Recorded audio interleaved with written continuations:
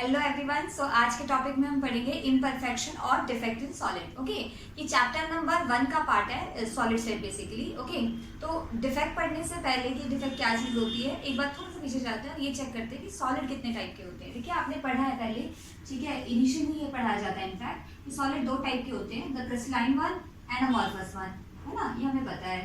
और हमें ये भी पता है कि इनमें बेसिक डिफरेंस कहाँ क्रिएट हो रहा है, how they are different, what is the basic difference between these two? See, the crystalline one, they have a perfect arrangement of particle जो है वो perfectly arranged होते हैं, they have a particular arrangement of particle, ठीक है। मगर amorphous में there is no arrangement of particle। तो जो मेन बात इनको अलग करती है, डिफरेंशिएट करती है, that is crystalline have arrangement, ये हमें पहले से पता है, arrangement of particle। पर देखिए होता क्या है, कोई भी सॉलिड, शायद ही ऐसा कोई सॉलिड हो जो नॉर्मल टेम्परेचर पे सारे के सारे पार्टिकल जिसके परफेक्टली अरेंज्ड हो, ऐसा नहीं होता। कहीं ना कहीं तो कुछ तो गड़बड़ होगी घोटाला होगा ही होगा, टूटा हो। तो आप मुझसे पूछ सकते हो कि क्या कभी भी कोई क्रिस्टलाइन सॉलिड परफेक्ट नहीं होता, मतलब पार्टिकल की अरेंजमेंट क्या कभी भी पूरी नहीं होती, या हमेशा कुछ ना कुछ लोचा होता है? नहीं, कोई भी क्रिस्टलाइन सॉलिड परफेक्ट हो सकता है या परफेक्टली उसके पार्टिकल अरेंज हो सकते हैं, but at 0 kelvin only generally, ठीक है। तो 0 केल्विन पे होता है कि पार्टिकल जो होते हैं परफेक्टली अरेंज होते हैं, बट ऑब्वियसली 0 केल्विन तो कौन ही अचीव करता है, बट हम तो नॉर्मल टेम्परेचर की बात करते हैं। तो जनरली नॉर्मल टेम्परेचर पे there are lots of defect in a particle. अब ये डिफेक्ट क्या चीज़ है, देखिए डिफेक्ट को आप ऐसे समझिए कि सपोज कीजिए कि आप एक दीवार बनाना चाह रहे हैं, आप एक वॉल कंस्ट्रक्ट कर रहे हैं, ओके, और वॉल में आपने, देखिए किसी भी तरीके से समझ सकते हैं, आपने वॉल में लगाई ईंटों से तो बना ना वॉल, ठीक है, आपने लगाई ईंटें। अब आपने गड़बड़ कर दी, आपको नहीं बनानी आती वॉल, दैट्स फाइन। आपने क्या किया, आप एक जगह आपने जगह छोड़ दी, मतलब आप ईंट लगाना भूल गए। तो ऑल्दो पूरा का पूरा दीवार आपने परफेक्टली बनाया है, परफेक्ट अरेंजमेंट आपने की है ईंटों की, ठीक है, ईंटें यहाँ पे पार्टिकल हैं, बट एक जगह पे आपसे गड़बड़ हो गई, एक जगह पे आप ईंटें लगाना भूल गए। सब कुछ परफेक्ट है but this is some defect, लोचा है वहाँ पर, गड़बड़। तो हम कहेंगे कि वहाँ डिफेक्ट क्रिएट हो गया, यानी कि जो परफेक्टली ऑर्डर्ड अरेंजमेंट है अब थोड़ी सी डिस्टर्ब हो गई, this called defect. Okay, so defect कई तरीकों से आ सकता है, मतलब देयर लॉट्स ऑफ वेज जिनसे आप डिफेक्ट क्रिएट कर सकते हो, बट आगे जाके पढ़ेंगे। पहले ये डिफाइन देखते हैं कि डिफेक्ट कितने टाइप का होता है, उससे भी पहले ये देखते हैं कि भाई डिफेक्ट को डिफाइन कैसे कर सकते हैं। तो डिफेक्ट इज जब भी किसी परफेक्टली ऑर्डर्ड अरेंजमेंट से डेविएशन क्रिएट हो जाए, ठीक है, इम्परफेक्शन क्रिएट हो जाए, उसको डिफेक्ट कहते हैं। ओके, सो राइट डाउन एनी डिपार्चर, या डेविएशन भी कहते हैं इसको, any departure from perfectly ordered arrangement, from perfectly ordered arrangement,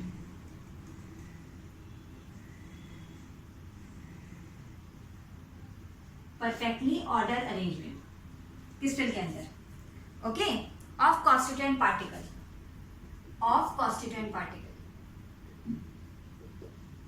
किसी भी तरीके का डिपार्चर हो, जो किसी भी तरीके का डेविएशन हो, ये जो मैंने आपको भी बताया is also kind of departure. Okay, now अब आप मुझसे पूछ सकते हो कि डिफेक्ट आता क्यों है, मतलब क्या जरूरत है डिफेक्ट आने की। देखिए ऐसा होता है कि जनरली जो डिफेक्ट आते हैं ना, वो बिकॉज ऑफ हीट आते हैं। जब हमारा सब्सटेंस, जब हमारा क्रिस्टल हीट एब्जॉर्ब करता है तो वो डिफेक्ट जनरली तब क्रिएट होते हैं, या तो हीट की वजह से क्रिएट होते हैं, या फिर कई बार ऐसा होता है कि इम्प्योरिटीज आ जाती है, ठीक है, कुछ और मिक्स हो जाता है, तो उस वजह से भी हमारा डिफेक्ट क्रिएट हो सकता है। तो चलिए जो भी है रीजन तो हम बाद में देखेंगे, या एक बार नोट कर ही लेते हैं। करिए यार, देखिए नोट, डिफेक्ट अराइजेस किसकी वजह से, या तो ड्यू टू हीट, या तो हीट की वजह से क्रिएट होगा, या ड्यू टू इम्प्योरिटीज, कुछ इम्प्योरिटी क्रिएट हो जाएंगी, इसी को डोपिंग कहते हैं। डोपिंग आपने वर्ड सुना होगा, डोपिंग इन जनरल, ठीक है, काफी यूज होता है, पर केमिस्ट्री का डोपिंग कुछ अलग ही है, ड्यू टू इम्प्योरिटी। ओके, चलिए तो टाइप स्टडी करते हैं। सबसे पहले कितने टाइप का हो सकता है, देखिए हमारे जो डिफेक्ट है, हमारे नहीं, हमारे अंदर तो कोई डिफेक्ट नहीं है, वी आर परफेक्ट, ठीक है, हमारे नहीं, सॉलिड के डिफेक्ट। सॉलिड के दो टाइप के डिफेक्ट हो सकते हैं, एक होता है पॉइंट डिफेक्ट और एक होता है line defect, point defect, line defect. देखिए अब इसको समझाने के लिए काम करते हैं, दोबारा एक दीवार बनाते हैं, एक वॉल कंस्ट्रक्ट करते हैं। ओके, देखिए मान लीजिए कि आप वॉल कंस्ट्रक्ट कर रहे हैं, यही कर देते हैं, और आपने ठीक ठाक से वॉल बना दिया आपने, और एक जगह आपसे गड़बड़ हो गई, आप ईंट लगाना भूल गए, दैट्स फाइन, कोई बात नहीं, आप यहाँ पे ईंट लगाना भूल गए, कोई बात नहीं। तो जो डिफेक्ट है वो सिर्फ एक पॉइंट पे है, पूरी की पूरी दीवार ठीक है बट उस पॉइंट पे डिफेक्ट है, ठीक है, तो उसको बोलेंगे पॉइंट डिफेक्ट। तो पॉइंट डिफेक्ट होता है जब इम्परफेक्शन या defect only on a point आती है, ऑन इट व्हाटएवर जो भी है, ठीक है, जो डिफेक्ट है वो सिर्फ पॉइंट पे होता है मगर पूरी की पूरी अरेंजमेंट ठीक होती है, ठीक है, तो this is called point defect. अब मान लीजिए कि आप दीवार बनाए, चलिए आपने बहुत दीवारें बना दी वैसे आज, ठीक है, कोई बात नहीं, तो मान लीजिए कि आपने दीवार बना रहे हैं और आप ये कुछ भी लगा सकते हो, आप ऊपर ईंटें लगाना भूल गए, तो एक लाइन पे आपने लगाई ही नहीं, लाई नहीं पूरी, वैसे तो ऐसा बहुत मुश्किल है बट क्या कह सकते हैं, दिमाग है, आपने पूरी लाइन में ईंटें नहीं लगाई, तो डिफेक्ट सिर्फ पॉइंट पे नहीं आया, डिफेक्ट पूरी लाइन पे आ गया, ठीक है, तो जिसको लाइन डिफेक्ट। तो लाइन डिफेक्ट वो होता है जब पूरी लाइन पे डिफेक्ट आ जाता है, सिंपल, नाम से पता चल रहा है, कोई बहुत रॉकेट साइंस नहीं है, नाम से क्लियर हो रहा है। तो पॉइंट डिफेक्ट कब होता है, व्हेन डेविएशन या इरेगुलरिटी भी बोलते हैं इसको, when deviation exist from ideal arrangement, when deviation exist from ideal arrangement around the point, जब एक पॉइंट के अक्रॉस ही डेविएशन होती है अराउंड द पॉइंट, इसको बोलते हैं पॉइंट डिफेक्ट। जैसे आपने दीवार बनाई और आप एक जगह ईंट लगाना भूल गए, तो आपने बाकी जगह तो सही काम किया है ना, एक पॉइंट भी तो खराब हुई है बात, तो उसको पॉइंट डिफेक्ट कहेंगे, around point, okay. Now what is line defect, कि भाई लाइन में ही पूरी गड़बड़ कर दिया आपने, ईंट की जगह आपने कुछ और लगा दिया, रेता लगा दिया, भूसा लगा दिया, कुछ भी लगा दिया, या ईंट लगाई नहीं, कुछ भी हो सकता है, आपने वहां गड़बड़ कर दी, पूरी लाइन में गड़बड़ चल रही है, तो same when deviation exist from ideal arrangement around the line कहेंगे कि क्या कहेंगे, एंटायर रो, इन एंटायर रो, जब पूरी रो में ही गड़बड़ चल रही है, ओके, अरेंजमेंट तक तो वही लिखना है, उसके बाद लिखना है इन एंटायर रो,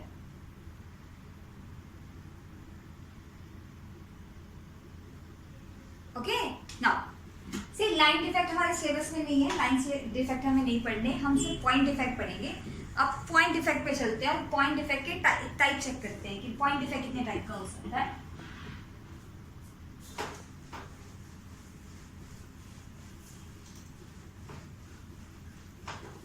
देखिए, आपको 11th क्लास में आपने एक वर्ड पढ़ा होगा केमिस्ट्री के अंदर, जिसको स्टोइशियोमेट्री, तो मैं आपको स्टोइशियोमेट्री समझाती हूँ और फिर मैं आपको बताऊंगी कि पॉइंट डिफेक्ट क्या होता है। स्टोइशियोमेट्री क्या होती है, देखिए होता क्या है स्टोइशियोमेट्री, ठीक है, सपोज कीजिए किसी क्रिस्टल में, सपोज कर लीजिए, सपोज करने में क्या जा रहा है, 100 आयरन है और 100 ऑक्सीजन है, ऑक्सीजन है ये, 100 ऑक्सीजन है और 100 आयरन है, ओके। तो अगर आप ऑक्सीजन और आयरन का रेशियो कैलकुलेट करो, इट विल बी 1, तो इसका जो फॉर्मूला बनेगा वो बनेगा FeO, तो क्रिस्टल का फॉर्मूला होगा Fe, सही है। पर कई बार क्या होता है, इस तरीके से डेविएशन, इस तरीके से डिफेक्ट क्रिएट होता है कि भाई एटम का नंबर ही कम ज्यादा हो जा रहा है। मान लीजिए पहले आपके पास ऑक्सीजन 100 थे, अब आपके पास 90 हो गए, पहले ऑक्सीजन 100 थे 90 हो गए, मतलब 10 उड़ गए, डिफेक्ट की वजह से चले गए, ठीक है। तो जो अब आप रेशियो निकालोगे, हाँ, जब आप रेशियो निकालोगे तो होगी Fe 0.98। तो देखिए actually the ratio should be 1:1 और the actually the formula should be FO, this is true formula, but defect की वजह से क्या हुआ, डिफेक्ट की वजह से ऑक्सीजन की संख्या कम हो गई, जरूरी नहीं है कि ऑक्सीजन की कम होगा, आयरन की भी कम हो सकती थी, ये तो सिर्फ एग्जांपल है, बट द पॉइंट इज कि नंबर्स चेंज हो गए, ठीक है, रेशियो चेंज हो गई, तो आपका जो फॉर्मूला है, आपका नहीं मॉलिक्यूल का फॉर्मूला, जो क्रिस्टल का फॉर्मूला है, मॉलिक्यूल का फॉर्मूला है, वो चेंज हो गया, तो हम कहेंगे कि उसकी स्टोइशियोमेट्री चेंज हो गई। Stoichiometry is basically the ratio of cation and anion, कि किस रेशियो में प्रेजेंट है, दैट इज कॉल्ड स्टोइशियोमेट्री, उनका मॉलिक्यूलर फॉर्मूला जिससे हमें पता चलता है, ठीक है। तो हम कहेंगे कि उनका स्टोइशियोमेट्री डिस्टर्ब हो गया। तो एक डिफेक्ट वो टाइप के होते हैं जो इस तरीके से आते हैं कि स्टोइशियोमेट्री को ही चेंज कर देते हैं, मॉलिक्यूल का स्टोइशियोमेट्री ही चेंज हो जाता है, भाई उसका फॉर्मूला ही चेंज हो जाता है, ट्रू फॉर्मूला अभी भी उसका वही है, मगर उस डिफेक्ट की वजह से उसमें वहां पे फॉर्मूला चेंज हो गया। तो इसको बोलते हैं स्टोइशियोमेट्रिक डिफेक्ट, मतलब ऐसे डिफेक्ट जो मॉलिक्यूल का स्टोइशियोमेट्री चेंज करते हैं, उसके रेशियो को डिस्टर्ब कर दें। किसकी रेशियो? कैटायन और एनायन की। ऑब्वियसली Fe+2 है, ऑक्सीजन -2 है, कैटायन एनायन का रेशियो चेंज करते हैं, जो कॉल्ड स्टोइशियोमेट्रिक डिफेक्ट। एक डिफेक्ट ऐसे होते हैं जो जब क्रिएट होते हैं तो वो कैटायन और एनायन का रेशियो चेंज नहीं करते। जैसे मान लीजिए Fe 90 हो गए, ओरिजिनली तो ये होना चाहिए ना, ओरिजिनली ये होना चाहिए। Fe 90 हो गए और ऑक्सीजन में 90 हो गए, तो देखा जाए तो डिफेक्ट अभी भी आया है, आयरन ऑक्सीजन की संख्या कम हुई है, बट रेशो स्टिल मेंटेन है, तो अभी भी फॉर्मूला Fe ही मिलेगा। तो इस केस में, किस केस में? इस केस में जब स्टोइशियोमेट्री मेंटेन हुई है, मतलब मेंटेन रही है। स्टोइशियोमेट्री कब मेंटेन रह सकती है, आप खुद सोचिए, स्टोइशियोमेट्री कब मेंटेन रह सकती है? जब कैटायन और एनायन की संख्या सेम रहे हर कंडीशन में, कम हो जाए कोई टेंशन नहीं, मगर इक्वली कम होनी चाहिए। ठीक है, कैटायन एनायन का रेशियो सेम रहना चाहिए, संख्या नहीं रेशियो। तो स्टोइशियोमेट्री मेंटेन है, पर यहाँ पर स्टोइशियोमेट्री शॉर्ट फॉर्म में लिख दूं, डिस्टर्ब हो गई है। ओके, सो अगर आपकी स्टोइशियोमेट्री, आपकी नहीं मॉलिक्यूल, ठीक है, अगर आपकी मॉलिक्यूल की स्टोइशियोमेट्री मेंटेन है, डिफेक्ट फिर भी आया है, डिफेक्ट फिर भी आया है, बट स्टोइशियोमेट्री मेंटेन है, तो इसको बोलेंगे नॉन स्टोइशियोमेट्रिक डिफेक्ट। ऐसे डिफेक्ट जिन्होंने मॉलिक्यूल की स्टोइशियोमेट्री को प्रभावित नहीं किया, और स्टोइशियोमेट्री डिस्टर्ब हो जाए अगर, तो इसको बोलेंगे स्टोइशियोमेट्रिक डिफेक्ट। ठीक है, जिन्होंने,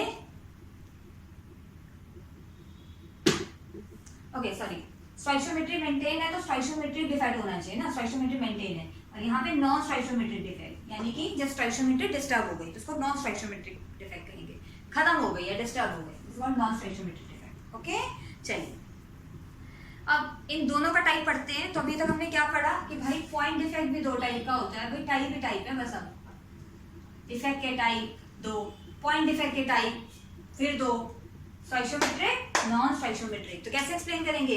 स्टोइशियोमेट्रिक defect are the defect where the after the defect, even after the defect, the stoichiometry of the molecule या stoichiometry of the compound remains same, not disturbed, or you can say the ratio of cation and anion remains same, because that is the only way where stoichiometry can be maintained, है ना।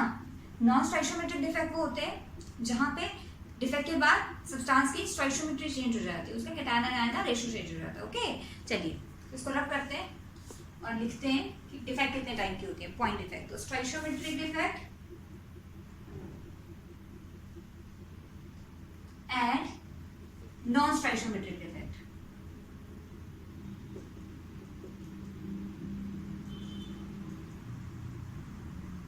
Non-stoichiometric defect, two types. ए भी कह देते हैं, capital A capital B, और इसको कर देते हैं रब। ये कहानी आई होप सो आपको समझ आ रही हो। ओके, सो स्टोइशियोमेट्री तो खैर क्लियर हो ही गया है ना। चलिए लिखते हैं वे स्टोइशियोमेट्रिक डिफेक्ट में, या पहले मैं एग्जांपल बता देती हूँ क्या क्या हम पढ़ने वाले हैं। इसके अंदर जो एग्जांपल हम पढ़ेंगे दैट इज 4 डिफेक्ट है। Vacancy defect, vacancy defect, second is interstitial defect, interstitial defect, Frenkel, या पहले काम करते हैं शॉर्ट की पढ़ते हैं। शॉर्ट की डिफेक्ट, ये शॉर्ट की बोलते हैं तो क्या बोलते हैं शॉर्ट की, मेरे को तो आज तक यही नहीं पता चला इसको बोलते क्या है। ठीक है, मेरा फीलिंग समझ आना कि शॉर्ट की में क्या हो रहा है, शॉर्ट की डिफेक्ट, बाकी गूगल कर लेना। लास्ट है Frenkel defect, Frenkel defect. Okay, now in non stoichiometric defect भी okay there are third type also which is impurity defect. Impurity defect तो खैर अलग ही चीज है, वो अलग ही पढ़ेंगे, ये डोपिंग होती है उसमें, वो तो अलग ही पड़ेगी। प्योरिटी डिफेक्ट में कोई इम्प्योरिटी आ जाती है। अच्छा, इन दोनों डिफेक्ट में ना बाहर से कोई नहीं आएगा, विदेशी पार्टिकल नहीं आएगा, कोई फॉरेन एलिमेंट नहीं आएगा, अंदर ही अंदर इनके कुछ चल रहा होगा कि कम कर दो, ज्यादा कर दो, कैटायन बढ़ा दो, घटा दो, व्हाटएवर। मगर इम्प्योरिटी में तो फॉरेन एलिमेंट आ जाता है, कोई विदेशी प्राणी आ जाता है। ठीक है, तो इम्प्योरिटी डिफेक्ट में पढ़ेंगे डोपिंग। चलिए नॉन स्टोइशियोमेट्रिक डिफेक्ट में पढ़ेंगे metal excess and metal deficiency. मेटल एक्सेस and metal deficiency. So let's start with stoichiometric defect. Okay, so uh, पहले स्टोइशियोमेट्रिक डिफेक्ट को डिफाइन करते हैं और फिर उसकी टाइप्स को डिफाइन करेंगे. तो स्टोइशियोमेट्रिक डिफेक्ट पहले ही क्लियर हो गया कि भाई ऐसे इम्प्योरिटी आएगी कि उसकी स्टोइशियोमेट्री प्रभावित नहीं होगी, यानी कि उसके कैटायन का रेशियो सेम रहेगा. So please note down, if imperfection in a crystal is such that the ratio between cation and, इसका तो यूनिक कैटायन आयन संख्या सेम रहेगी, संख्या can be change but ratio remain same. Okay, the ratio between cation and anion remains same. Or simply you can say stoichiometry is maintained. Stoichiometry of compound is maintained. Okay, so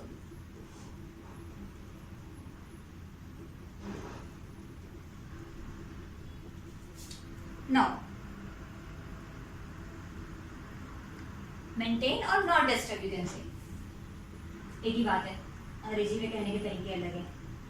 not disturb, इनको intrinsic या thermodynamic defect भी कहते हैं, क्योंकि ये defect बेचारे ना heat की वजह से क्रिएट होते हैं, और थर्मो बोले तो हीट, तो also called, please note, also called thermodynamic defect, intrinsic या थर्मोडायनामिक डिफेक्ट. थर्म बोले तो थर्म बोले तो हीट, ठीक है, पता नहीं कौन सी भाषा में थर्म का मतलब हीट होता है. तो also called thermodynamic defect because they arise due to heat, due to absorption of heat. हमारा जो क्रिस्टल है वो हीट को एब्जॉर्ब कर लेता है. They arise due to absorption of heat. इस बात का मतलब ये हुआ कि आप जितनी ज्यादा हीट देंगे डिफेक्ट उतना बढ़ता जाएगा. इसीलिए 0 केल्विन पे जब टेम्परेचर लीस्ट है तो डिफेक्ट नहीं है, मगर जैसे जैसे आप टेम्परेचर बढ़ाएंगे डिफेक्ट और बढ़ता जाएगा. Okay okay, so the next we have, अब इनकी टाइप स्टडी करते हैं कि ये वैकेंसी डिफेक्ट क्या होता है. तो इसको रब करते हैं. So heading is vacancy defect. बहुत सिंपल है defect, I mean defect is the easiest topic. मतलब मुझे नहीं लगता कि केमिस्ट्री में इससे ज़्यादा कोई टॉपिक इजी हो सकता है. इजीएस्ट टॉपिक, मैंने थोड़ा एक्सैगरेट कर दिया होगा, I know, but still it is easy topic. It is a का फर्स्ट वैकेंसी डिफेक्ट. देखिए नाम से ही पता चल रहा है कि वैकेंसी डिफेक्ट क्या होता होगा.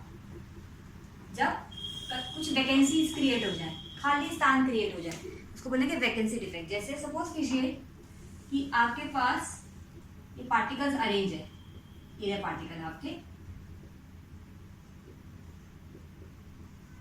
ओके.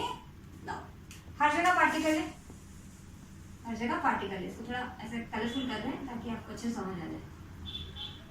मगर कुछ जगह से पार्टिकल भाग गया है, नहीं, कुछ जगह पे पार्टिकल नहीं, उड़ गया वहां से, पता नहीं क्यों उड़ा पर चला गया.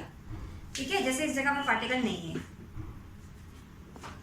इस जगह पे भी रखते, मान लेते हैं, ठीक है. तो यहाँ पे वेकेंट साइट क्रिएट हो गई. वेकेंट बोले तो खाली स्थान क्रिएट हो गया, वेकेंट साइट क्रिएट हो गई. तो वैकेंसी डिफेक्ट में क्या होता है, some of the particle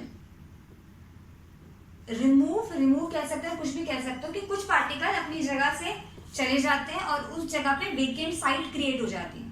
some of the particles are absent from their lattice site. अब एक बात ध्यान रखना, थ्रू आउट हम डिफेक्ट में ये पढ़ेंगे कि भाई एक चीज होती है लेटेस्ट साइट, और एक होती है इंटरस्टिशियल साइट. इनका मतलब क्या होता है, एक बार इसको फाइल में लिख लो. भाई देखिए, जब आप ऐसे पार्टिकल को अरेंज करते हो तो ये तो पार्टिकल के रहने का स्थान है, यहाँ तो पार्टिकल होना ही चाहिए. तो जहाँ पार्टिकल प्रेजेंट होगा, ये जैसे यहाँ पे, इसको तो लेटेस्ट साइट कहेंगे, सिर्फ लेटेस्ट साइट. पर आपको पता है, आपने इससे पहले वाले टॉपिक में पढ़ा है कि पार्टिकल हमेशा लेटेस्ट साइट पे नहीं होता.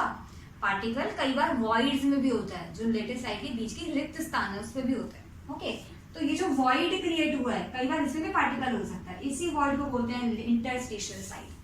तो लेटेस्ट साइट का मतलब क्या है, जहाँ पार्टिकल होता है प्रेजेंट. ठीक है, पार्टिकल के रहने की जगह interstitial site. With latest side. But इसके अलावा कई बार पार्टिकल वॉइड्स में भी क्रिएट होता है, वॉइड में भी होता है, तो बोलते हैं interstitial side. Interstitial side is simply void. Okay, चलिए तो डिफाइन वैकेंसी डिफेक्ट को कैसे डिफाइन करेंगे? When in crystalline solid, write down, when in crystalline solid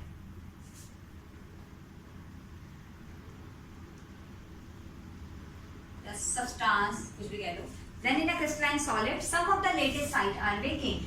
latest site void कहाँ है यहाँ? ये रे void में कुछ नहीं है। some of the latest site are vacant. okay, तो इसको बोलेंगे वैकेंसी डिफेक्ट। क्यों अराइज होता है? हीट की वजह से अराइज होता है। देखिए सारे स्टोइकियोमेट्रिक डिफेक्ट वैसे हीट की वजह से अराइज होते हैं जनरली, ठीक है, तो कोई बड़ी बात नहीं है। तो defect arises due to heat, defect arises due to heat.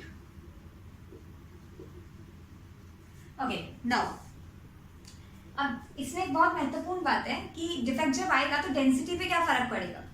देखिए सिंपल सी बात है, वॉल्यूम तो अभी भी इतना ही है, वॉल्यूम में तो चेंज नहीं आया है ना, पर पार्टिकल की संख्या कम होगी। तो अगर पार्टिकल की संख्या कम होगी तो मास कम हो जाएगा, और डेंसिटी होती है मास ओवर वॉल्यूम। वॉल्यूम सेम है बट मास डिक्रीज कर गया। क्यों डिक्रीज कर गया? क्योंकि नंबर ऑफ पार्टिकल डिक्रीज कर गया तो मास डिक्रीज कर गया। तो मास डिक्रीज कर गया तो डेंसिटी भी क्या करेगी? डिक्रीज। यानी कि इन शॉर्ट लिख लेते हैं इसे, लिखो density decreases because number of particle decreases. कैसे लिख लो? Density decreases because mass decreases. Mass क्यों डिक्रीज किया? क्योंकि नंबर ऑफ पार्टिकल डिक्रीज कर गए, कम हो गए। ठीक है, पहले 10 थे तो 8 ही रह गए। चलिए next we have interstitial defect, B का सेकंड इंटरस्टिशियल डिफेक्ट। इंटरस्टिशियल बोले तो वॉइड, इंटरस्टिशियल साइड बोले तो void. Interstitial defect, interstitial defect में उल्टा हो जाता है, पार्टिकल अपनी जगह में तो है मगर इंटरस्टिशियल साइड पे भी है, वॉइड पे भी है। यहाँ क्या हो रहा था? यहाँ महाभिजय होने चाहिए थे। वैकेंसी डिफेक्ट में पार्टिकल लेटेस्ट साइड पे भी नहीं है, वहां से भी भाग गए, मगर इंटरस्टिशियल में कुछ ज्यादा ही हो गया। ठीक है, ज्यादा भावुक हो गए वो। पार्टिकल लेटेस्ट साइड पे भी है और इसके अलावा कुछ पार्टिकल इंटरस्टिशियल साइड यानी कि वॉइड्स पे भी हैं, तो इसलिए इसको कहते हैं इंटरस्टिशियल डिफेक्ट। ठीक है, इसको बनाते हैं एक बार। ये रहे हमारे पार्टिकल,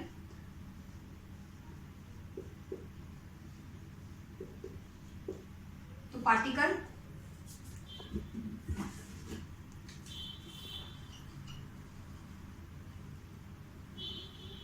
अपनी जगह पे तो है ही, रेड कलर के पार्टिकल हैं हमारे रंग बिरंगे, मगर कुछ पार्टिकल इंटरस्टिशियल साइड पे भी बैठे हैं। ये रेड, ये भी ले लेते हैं, तो यहाँ भी ये मान लेते हैं। ओके, सो इंटरस्टिशियल साइड है, वॉइड जिसको बोलते हैं। तो लिखो particle not only present at latest site, particle not only present at latest site, but some particles are also present.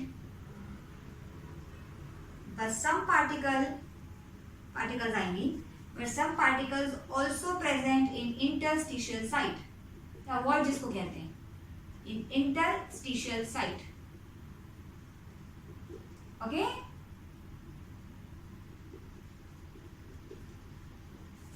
क्या लगता है डेंसिटी पे क्या फर्क पड़ेगा?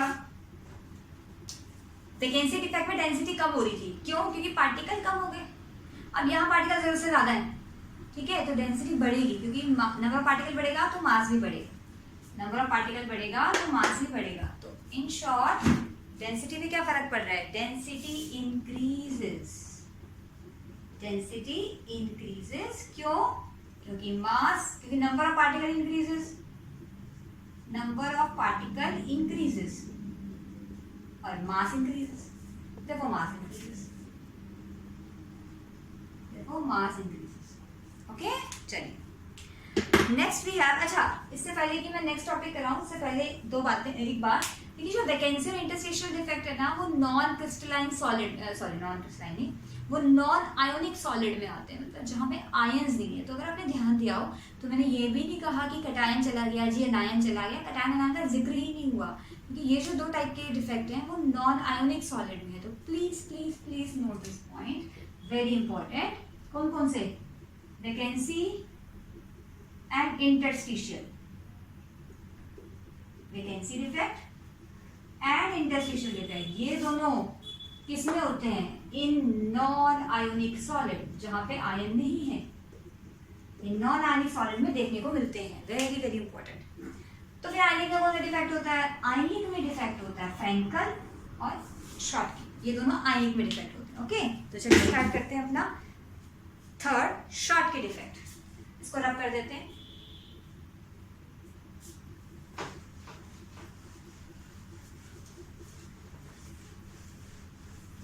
Schottky,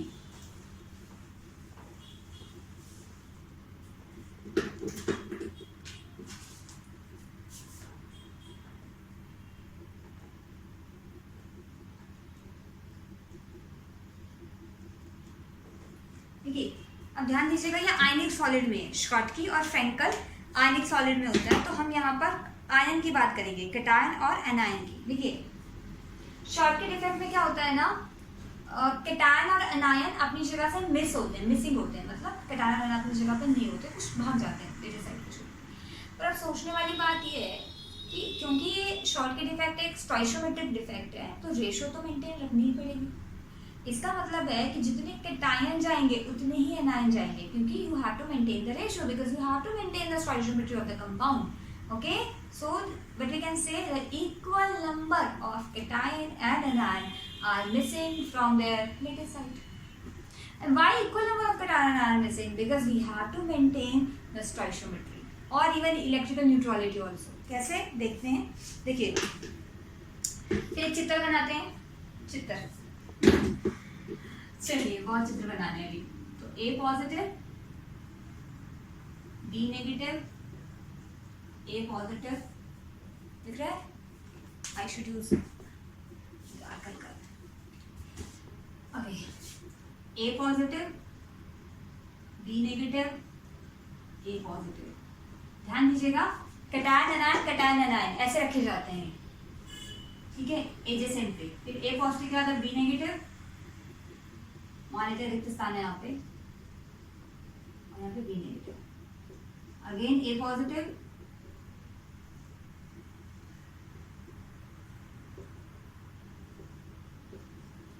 okay.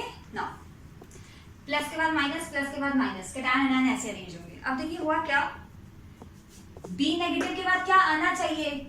A पॉजिटिव आना चाहिए, और A पॉजिटिव के बाद B नेगेटिव आना चाहिए। पर हुआ क्या, शॉर्टकी डिफेक्ट में equal number of cation and anion are missing from the lattice site. तो अगर एक कैटायन हम यहाँ से हटा दें तो किसी एक और जगह से एनायन हटाना पड़ेगा, तो हम यहाँ से हटा देते हैं, यानी कि equal number of cation and anion are missing. Okay, देखिए बात समझिए कि अगर इक्वल नंबर, मैं लिख देती हूँ पहले, equal number of cation and anion are missing from their lattice site. अब कुछ बातें हैं समझने के लिए, क्या कि स्टोइशियोमेट्री पे क्या फर्क पड़ता है, इसकी डेंसिटी पे क्या फर्क पड़ता है, और इस डिफेक्ट की वजह से इलेक्ट्रिकल न्यूट्रलिटी पे क्या फर्क पड़ता है। इलेक्ट्रिकल न्यूट्रलिटी का मतलब क्या होता है मैं बताती हूँ। देखिए सबसे बड़ी बात, स्टोइशियोमेट्री पे क्या फर्क पड़ता है। देखिए क्योंकि जितने कैटायन रिमूव किया आपने उतने ही एनायन। अगर आप किसी, मैंने तो छोटा सा डायग्राम बनाया, छोटा सा चित्र बनाया, तो मैंने तो एक एक रिमूव कर दिया, अदरवाइज ऐसे थोड़ी होगा, hundreds and millions even millions of cation anion गायब होंगे जगह से। बट द पॉइंट इज कि जितने कैटायन मिस होंगे उतने ही एनायन मिस होंगे, दैट्स श्योर। ओके, नाउ क्योंकि कैटायन एनायन इक्वल रेशियो में मिस है, छोटे चले गए, तो जो रेशियो होगी कैटायन एनायन की वो मेंटेन रहेगी, ठीक है। तो यानी कि जो स्टोइशियोमेट्री है वो क्या लिखेंगे, मेंटेन्ड। डिफेक्ट के बाद भी स्टोइशियोमेट्री मेंटेन्ड है, ऑब्वियसली डिफेक्ट स्टोइशियोमेट्रिक डिफेक्ट का एग्जांपल है। नाउ डेंसिटी पे क्या फर्क पड़ता है, देखिए कैटायन एनायन गए तो है अपने स्थान से, मतलब रिक्त स्थान तो आया है, मतलब पार्टिकल रिमूव तो हुआ है, तो मास तो कम हुआ होगा, और डेंसिटी तो ऑब्वियसली कम हुई होगी क्योंकि मास कम हुआ, तो डेंसिटी डिक्रीजेस।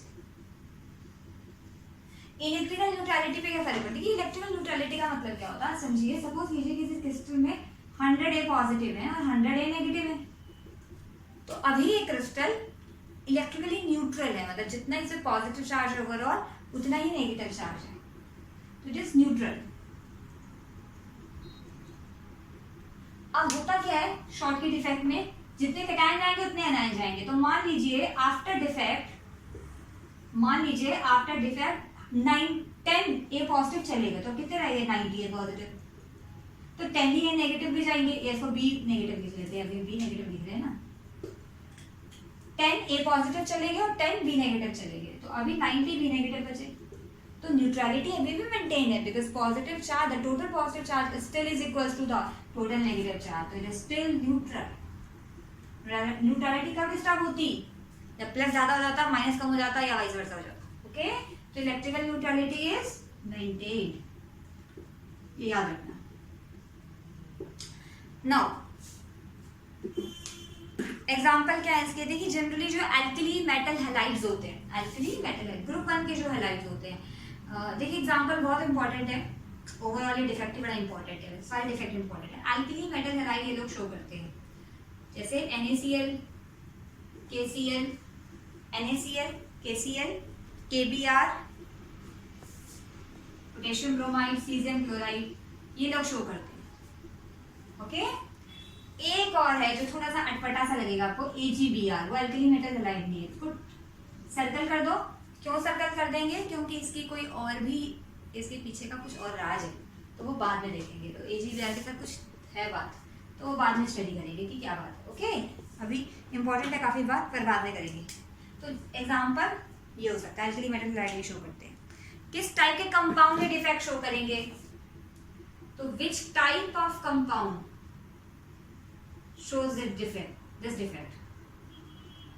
देखिए जनरली ना दो टाइप के लोग ये शो करते हैं, पहला जिनका कोऑर्डिनेशन नंबर हाई होता है पहला, और जिनमें कैटायन और एनायन के साइज में ज्यादा डिफरेंस नहीं होता, या जिनका कैटायन का साइज बड़ा होता है, तो हाई कोऑर्डिनेशन नंबर होना चाहिए,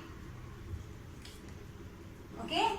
and the second thing is small difference between the size of cation and anion, small difference between the size of cation plus लिख रही हूँ मैं इसको and anion, ज्यादा डिफरेंस नहीं होना चाहिए, ओके। चलिए अब चलते हैं अपने नेक्स्ट डिफेक्ट पे, which is Frenkel defect.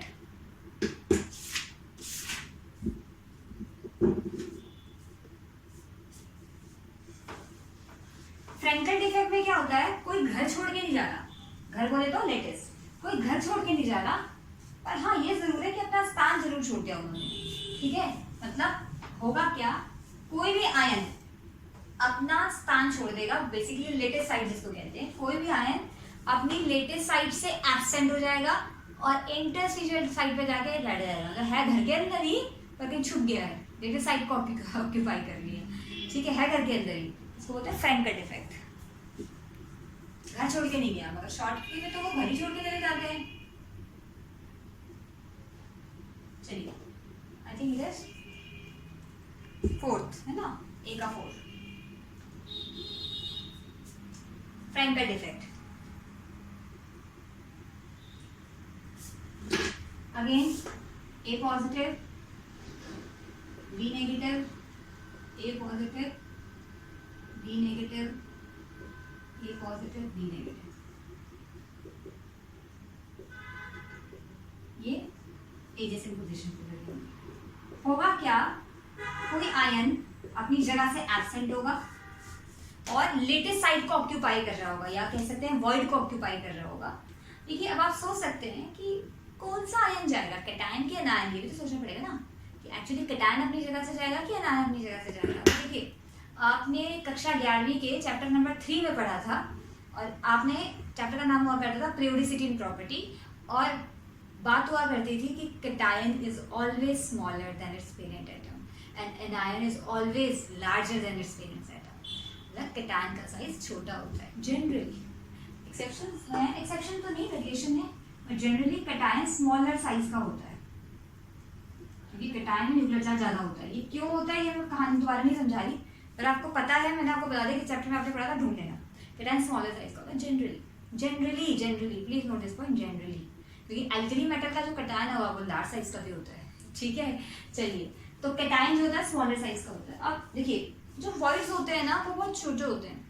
Obviously अगर आप कोई पैकिंग कर रहे हो तो उसमें वॉइड का साइज तो छोटा ही होगा ना, ये ना वॉइड, तो वॉइड का साइज तो छोटा होगा।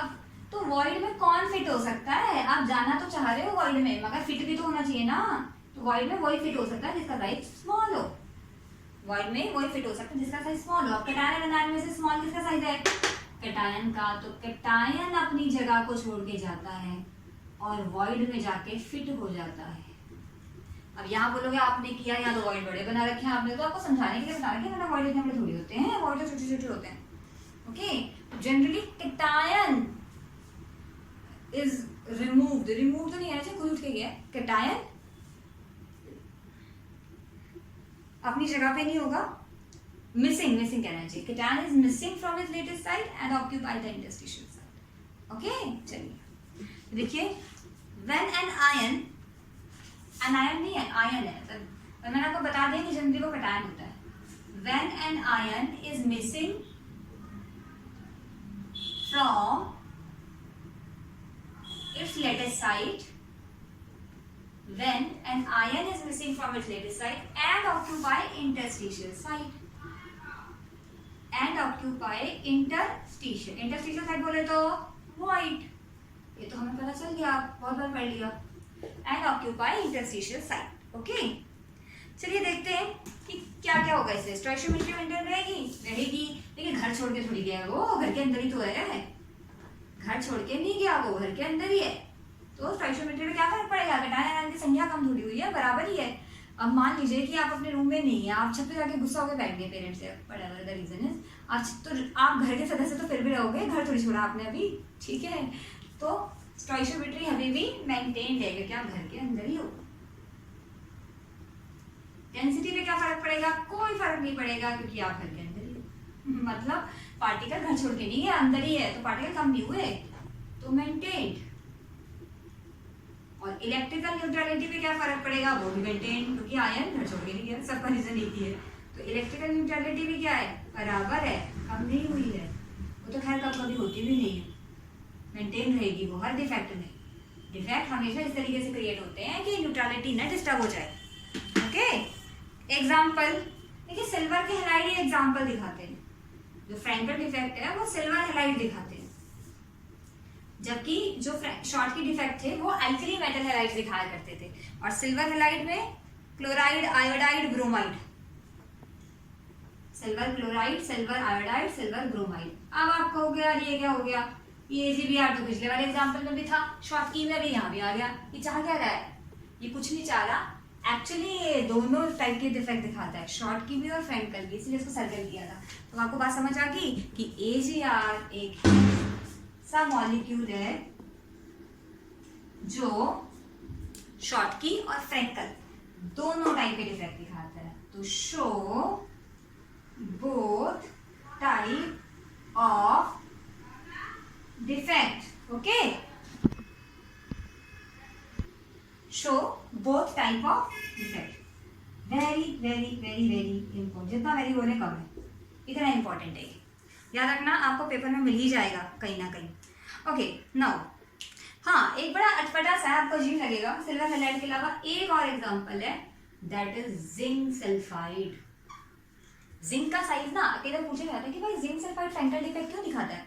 देखिए ऐसा है, जिंक का साइज बहुत स्मॉल होता है, जिंक जो ट्रांजिशन मेटल है वो अपनी सीरीज में लास्ट में आता है, तो जिंक का साइज बहुत स्मॉल है और इसीलिए वो इजीली वॉइड में ट्रैप हो जाता है। देखिए फ्रैंकल डिफेक्ट वही दिखाएगा जो वॉइड में इजीली ट्रैप हो जाएगा, तो जिंक जो है वो इजीली वॉइड में ट्रैप हो जाता है, इसीलिए वो ये डिफेक्ट शो करता है। ओके, याद रख लेना, थोड़ा अटपटा है इसलिए पूछा जा सकता है, अटपटी चीजें तो पूछी जाती हैं, थोड़ा सा अटपटा लग रहा है देखने में, है ना। सिल्वर की फैमिली में जिंक कहाँ से आ गया? किस टाइप के कंपाउंड ये शो करते हैं? तो type of compound show this defect, type of compound show this defect. किस टाइप के कंपाउंड शो करते हैं? वेल, जो आपने अभी पढ़ा है शॉर्टकी में, बस उसका उल्टा कर दीजिए। क्या? भाई वो शो करते हैं जिनका हाई कोऑर्डिनेशन नंबर होता है। अच्छा हाई तो आई गेस मेरे ख्याल से आपने उसने पढ़ा था ना, अभी तो पता करना पड़ेगा। लो कोऑर्डिनेशन नंबर होता है, और जहाँ पे केटायन और एनायन के साइज में बहुत डिफरेंस होता है, क्योंकि केटायन अगर छोटा होगा तभी वो ट्रैप हो पाएगा। ओके, तो large difference between size of cation and anion, basically cation छोटा होना चाहिए। Large difference between the size of cation and anion. Okay, चलिए नाउ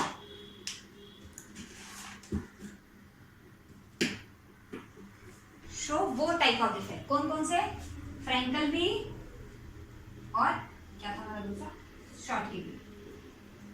पता तो होना चाहिए ना, दो बोथ टाइप हैं कौन कौन सी, का पता चले बोथ टाइप लिख के बैठ गए और फिर बाद में सोचें कि बोथ था क्या। एक क्वेश्चन पूछा जाता है, कहता है जो फ्रैंकल डिफेक्ट है वो एल्कली मेटल हैलाइड क्यों नहीं शो करते। Frenkel defect alkali metal defect, alkali metal halide Frenkel defect क्यों नहीं शो करते। देखिए ऐसा है, एल्कली फ्रैंकल डिफेक्ट शो वो करते हैं जिनमें केटायन का साइज बहुत स्मॉल होता है, इसलिए वो इजीली ट्रैप हो जाते हैं वॉइड में। अब एल्कली मेटल जो हैलाइड है ना, उनके अंदर जो आयन है केटायन वो एल्कली है, ग्रुप 1 एलिमेंट है। अगर आपको याद हो तो जो lithium, sodium, potassium, rubidium, caesium, francium को तो क्या ही लेना, रेडियोएक्टिव है, ये पीरियोडिक टेबल के सबसे इधर आते हैं ग्रुप 1 में, इसीलिए इनका साइज लार्ज है, क्योंकि जब आप इस तरफ जाते हो तो साइज डिक्रीज करता है, ये आपने 11वीं कक्षा में पढ़ लिया। तो ग्रुप 1 का साइज लार्जेस्ट है, ये फ्रैंकल कैसे शो करेंगे, इनका साइज इतना लार्ज है कि वॉइड में ट्रैप हो पाएंगे नहीं। तो लिखो क्वेश्चन क्या है, why Frenkel defect not found in pure alkali metal halide, why Frenkel defect not found in pure alkali metal halide. मैं भी लिखूं क्या साथ साथ, वो करना पड़ेगा।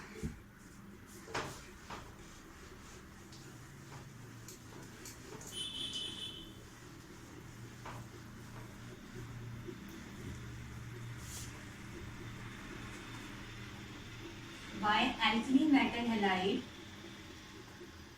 don't show Frankel defect? तो क्या रीजन लिखेंगे, because the size of alkali metal ion is large, because the size of alkali metal ion is large, metal ion is large, okay, hence cannot fit into void.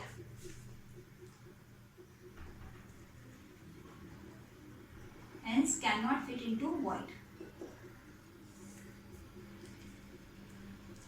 अब in general अगर हम बात करें कि Schottky और Frankel से stability पे कोई फर्क पड़ता है, क्रिस्टल की स्टेबिलिटी पे कोई फर्क पड़ता है। देखिए ऐसा है, कोई भी डिफेक्ट हो स्टेबिलिटी को तो प्रभावित करेगा, ठीक है, स्पेशली शॉर्टकी और फ्रैंकल, क्योंकि इनमें क्या होता है, अगर आप ध्यान से देखेंगे तो होल्स क्रिएट हो जाते हैं, वॉइड क्रिएट हो जाते हैं। शॉर्टकी में तो पार्टिकल अपनी जगह से उठ के भाग गया, तो होल क्रिएट हो गया ना, वहाँ पे खाली स्थान, वॉइड क्रिएट हो गया, रिक्त स्थान क्रिएट हो गया, वेकेंट साइड क्रिएट हो गई। और फ्रैंकल में भी पार्टिकल अपनी जगह से उठ के जाता है और इंटरस्टेशन साइड पे जाके बैठ जाता है, तो होल तो वहाँ पे क्रिएट हो जाए।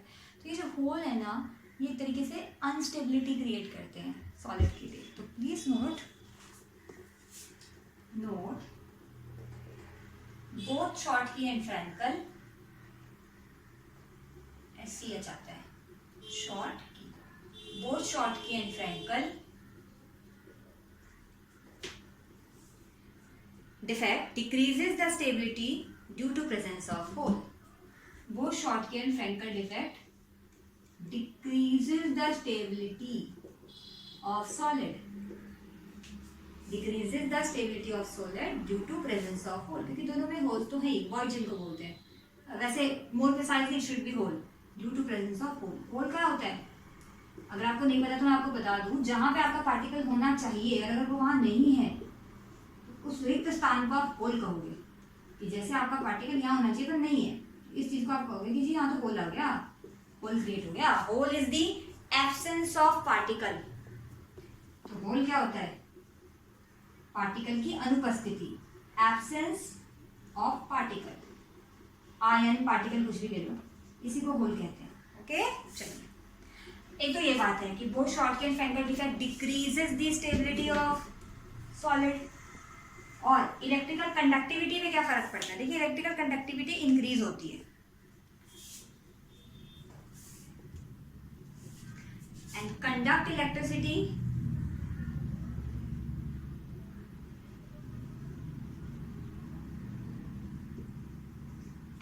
Conduct electricity due to presence of hole. अब आप बोलेंगे ये कैसे हुआ? देखिए अब मैं आपको डिटेल में नहीं समझाऊंगी बात, कंडक्टर जब हम पढ़ेंगे, अपने सेमी कंडक्टर जब पढ़ेंगे तो डिटेल में पढ़ेंगे।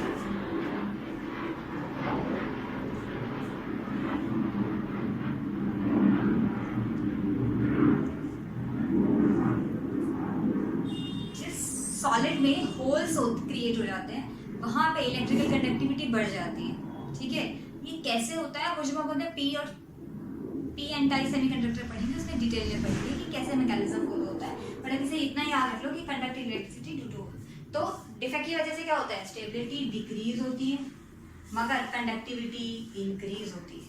ओके, अब फ्रैंकल और सॉलिड शॉटकी का डिफरेंस जो है लिख लेना, मैं आपको सिर्फ ऐसे ही बता देती हूँ, आप कॉपी में खुद लिख लेना। Difference between Schottky and Frenkel defect, पहला शॉटकी इधर करेंगे, फ्रैंकल इधर करेंगे। शॉटकी में पहला तो भाई डिफरेंस इनका डेफिनेशन ही लिख डालो। शॉटकी में क्या होता है? Equal number of cation and ion are missing from the relative site. और फ्रैंकल में an ion is missing from its latest side and occupy interstitial side। पहली बात, शॉटकी के अंदर डेंसिटी कम हो जाती है क्योंकि नंबर पार्टिकल कम हो गए, मगर फ्रैंकल में डेंसिटी सेम रहती है।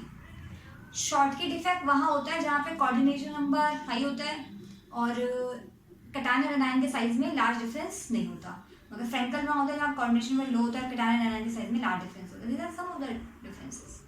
ओके, बाकी एक दो और आप खुद लिख लेना। आज से यही समाप्त करते हैं। नेक्स्ट टॉपिक में हम पढ़ेंगे नॉन स्टोइशियोमेट्रिक डिफेक्ट, और ये भी पढ़ेंगे कि सॉलिड्स में कलर आता क्यों है। अगर NaCl येलो है तो वाई, ZnO येलो है तो वाई। ठीक है, एक बहुत इंपॉर्टेंट कंसेप्ट होगा एफ सेंटर का, जो अगले टॉपिक में पढ़ेंगे। ओके, आज इतना ही करते हैं। Thank you.